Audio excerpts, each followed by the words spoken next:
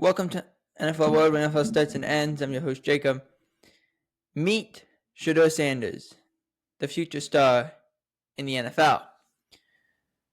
Shedeur Sanders has gone from a college star football player to now going to the NFL. An insane amount of popularity prior to going in. But this guy, you put him in any situation, he looks calm, cool, and collected. He's never rushed. Yes, he does throw the ball a lot, so that turns out that your interception total is going to be a little higher. But he throws touchdowns. He's all over. He got 37 touchdowns this year. 37 touchdowns, 4,000 yards. This guy throws the ball up. He's very accurate. He's precise. He does everything very well. Now, Shedeur Sanders' highlights are everywhere. Due to the fact we're getting ready for the NFL draft, due to the fact that they're all over YouTube, you can easily find them. But I really want to focus on how he's important to the current NFL landscape. He's a more traditional quarterback of yesteryear.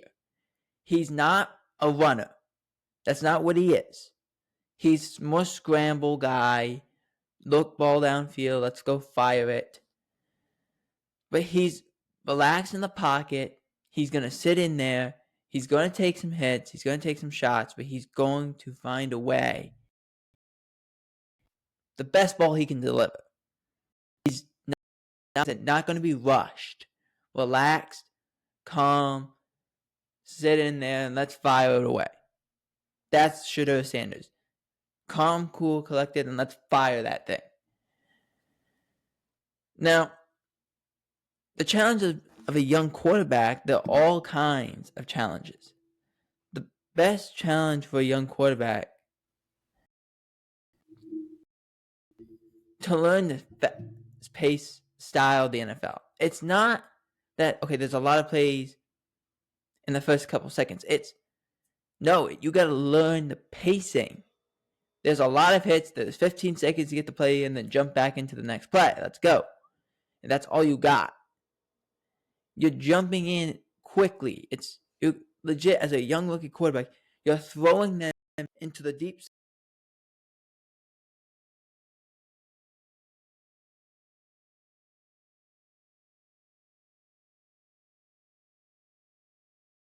dropping you into the deep end of the pool and hoping that you know how to swim properly.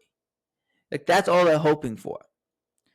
And Shedeur is made for that. He's relaxed, like I said before. So driving him in the bottom of in the back end of the pool, he'll be okay. He'll be fine. You know that about him.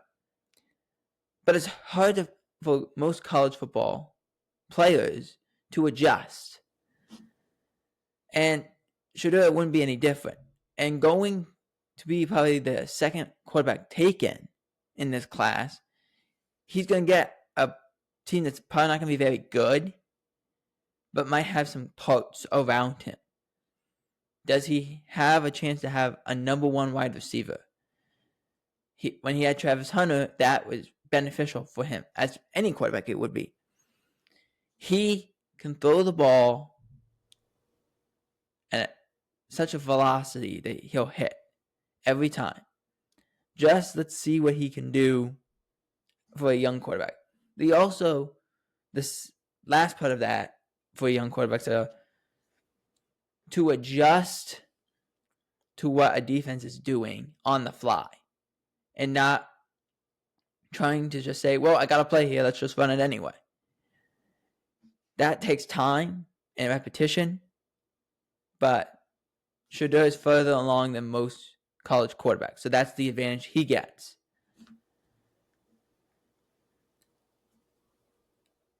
To explore in his development, Shedeur's style, like I said, is sit in the pocket, let's fire that thing. But he's got a tremendous skill set. He's capable to throw on the run. He can really do that. He scrambles out very well. When he runs, he does it when he has to, not when he wants to. But he can also fire the ball deep down the field. He has a gorgeous deep ball that he can throw. That ball just goes. And he also has the willingness to push the ball down the field. He's not trying to just keep the ball short distance. The best stat I can give you of Shedeur Sanders of this year, his average per throw is 8.7. So what does that mean? It means he's almost always throwing the ball 8 yards down the field or more. In his previous parts of his career, it was always under 8. So that means on average. So he's throwing the ball more down the field. He's taking more chances down the field. That's going to turn into more interceptions because you're taking more risk. But at the same time, as Bruce Arians would say, no risk it, no biscuit. If you don't take a deep shot, it's never going to hit. You just got to go for it and accept the consequences. His potential of this sport relies on him understanding, be patient, but take your risk. Take them when they're there. And that's his advantage that he's got. The guy has played in a system since he's been at Jackson State to take a team from Jackson that was not very good when he got there, turn it around, bring viewership to Jackson State, and then go to Colorado and turn around a Power 5 school in 2 years' time is impressive. That's just sheer impressiveness. That's from Jackson and then going to Colorado in the transfer portal with his father, obviously, his head coach Shedeur Sanders. Going from that level to a Power 5 and turning it around as a school in Colorado, they were explosive on offense and defense. But it was that ability. But I think a pivotal moment of his career was going to Jackson and turning that around, showing he could turn around, yes, a smaller school, but now a Power 5 school. But not just a pivotal moment in that department. You saw his toughness from going and increasing of competition. He took hits. He took a lot. He got hit a lot. He got beat up a lot. He was going and showing his toughness on an everyday basis. That's how good he is. That's the player he is. When you wake up and you're thinking about football, when you go to sleep and you're thinking about football, your chances are you're going to be great at football. Ability. I want you to hear some of these stats. 4,134 yards, 37 touchdowns, 10 interceptions, a QBR of 75.5. That's 20th. QBR is 20th in college football. He completed 300 passes for 74% completion percentage. That's the highest it's ever been for him by a good margin. 8.7 yards per pass. That's impressive. His longest pass was 69 yards. This guy can go at you. And like I said, he's been through this to go, not just to go to Colorado, but to gain so much more popularity. Because he had former NFL legends, NFL players and legends were all going to these games. He's been there. He's done that. He's been involved in that. That's how good he is.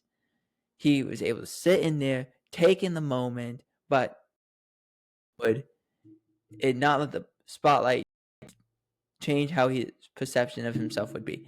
Let's go out there and let's get it done. Let's go out there and spin it. So the best recap and summarize what we have here is he's tough. He was able to take two programs, two programs that were drowning and turn them around in a very quick way and bring popularity back, bring talent back to Colorado. And they won games. And they did it at Jackson. They did it at Colorado. That's how good they are. He's going to throw the ball. He's going to let it spin. But he's going to be tough and he's going to stick in there. He's going to take chances. But if you don't, you're not going to ever amount to anything. Like I said, he wants to sit in the pocket. He will go out and move around. But he's going to sit in the pocket and deliver. And of all young quarterbacks, he's furthest ahead of them in the experience with dealing with high spotlight situations because of where he went to school, who his father is. He's always been around NFL legends. He's always been used to the camera being around him. He gets it. He understands it. That's not an adjustment period for him. Again, like we said, the most adjusting for him as a rookie quarterback is he'll have to learn a whole new system of how to deal with a coach because he's always had Dion as his coach. He's going to have to develop a rapport with his new coach, which every quarterback has to. But he's also going to have to learn the pacing in the NFL and how to adjust to that. But his future is so bright in the NFL because, like I said, he's used to this. The best places he can go for college football will be him in Tennessee. This is my opinion. Smaller market, but it would allow him to adjust better in Tennessee because it's more built. The Giants would be a bigger market, but it's less built. But there is a number one wide receiver. And that's always a positive. There's always something good about that. But it's not as built as Tennessee, who has a Calvin Ridley, who's a number one, but a better defense around him. The other two teams are the New Orleans Saints, who have an offense where he could sit years behind Derek Carr and have an offense that consists of Chris Olave and of